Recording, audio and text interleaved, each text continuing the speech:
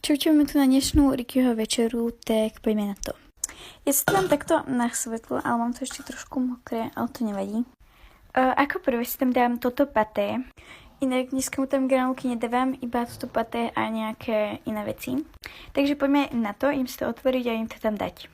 A inak je to 400 gramové pre dospelých psov a s týmto meskom. S jahnecím mesom, ak sa nemýlim. No, idem to otvoriť a idem to tam dať. Nech tak toto vyzerá, ja neviem, čo je toto biele, ale nevadí. Ale nie je to pleseň, hej.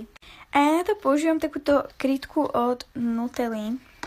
Mám aj krytku od Ontario, lenže tu neviem, kde mám, takže tam dám túto. Inak ide to strašne ľahko naberať. Ok, nejako takto, ja si to ešte poviem rozmačkať, alebo proste rozpučiť. Toto inak zavriem. Tam nejako rozpučené. A idem tam pridať teraz žltok z vajíčka. Takže tu mám bielok, to som si oddelila. A tu mám teda to vajíčko. A škrupinko od vajíčka som si nechala, keďže to podrvím a potom to budem dávať do jedál. Teraz tam idem nakrájať jablko a to dám niekde sem, keďže aj tu pôjdu nejaké veci. Nejako takto myslím stačí a idem to dať teda sem. A dala som tam vlastne iba toľko. Takže do tohto mi spadlo jablko, toto som nedala, hej, ja som dala tú čistú časť, no a no nevadí. Našťastie za to vajíčko, proste nič sa mi nestalo, hej.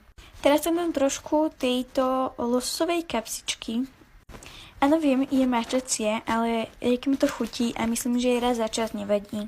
Takže nejak toľko som tam dala tej mačacej kapsičky, pasty, neviem. A teraz tam idem dať kokosový olej, ktorý nemáme z DMky, ale má fajn zloženie, takže ho tam idem dať. A toho dám asi nejak toľko. A dám to sem. Dám to vlastne ku tej paste. Dobre, podarilo sa mi to tam vykydnúť, takže fajn. A je to sem pri tej paste. Idem tam pridať ešte trošku jablk, keďže tu mi ešte zostalo miesta.